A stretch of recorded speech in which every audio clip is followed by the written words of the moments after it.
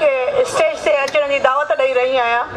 जंहिंजे लाइ मूंखे अनाउंसमेंट कंदे इंतिहाई फ़ख्रु थी रहियो आहे त इक़बाल रिंद साहब जी अॼु धीउ जी शादी आहे। उनजे बावजूदि हिन पिंडाल में हू शाइरी पढ़णु आयो आहे। भरपूर ताड़ियूं वॼाए शाइरीअ जे ऐं शाइर जे उन शाइर लाइ त आजा कंदो, भरपूर ताड़ियूं वॼाए।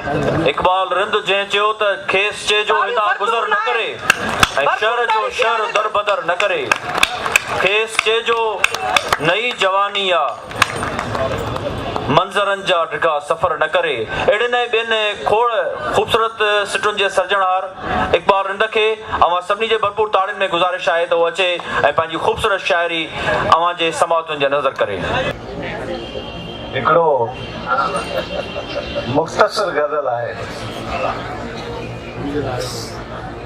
मां खे बर्ब खपे थो, मां खे बर्ब खपे थो चयो हूंदाई, वाह वाह, मां खे बर्ब खपे थो चयो हूंदाई, प्यार खे घरब खपे थो चयो हूंदाई।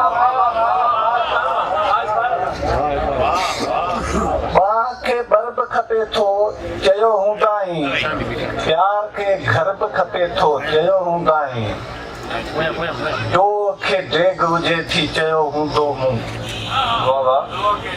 डो खे डेग हुजे थी चयो हूंदो मूं, बाहि खे बर्ब खपे थो चयो, बाहि खे बर्ब खपे थो चयो हूंदाई, वाह वाह वाह, डो खे डेग हुजे थी चयो हूंदो मूं,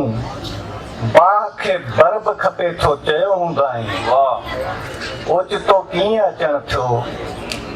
पुछो हूंदो मूं, ओचितो कीअं अचण थियो पुछो हूंदो मूं, मींहं खे थरब खपे थो ओचितो कीअं अचण थियो पुछो हूंदो मूं, मींहं खे थरब खपे थो चयो हूंदाई, लुड़क में लूणु हुजे थो मतां लाड़ी तूं, वाह वाह, ॿीहर पढ़, लुड़क में लूणु हुजे थो मतां लाड़ी तूं, ॻाल्हि खे गर्व खपे थो, लुड़क में लूणु हुजे थो मतां लाड़ी तूं, ॻाल्हि खे गर्व खपे थो चयो हूंदाई, बेलड़ो कीअं खणा थी पुछो हूंदाई, बेलड़ो कीअं खणा थी पुछो हूंदाई, चेल खे वर्ब खपे थो।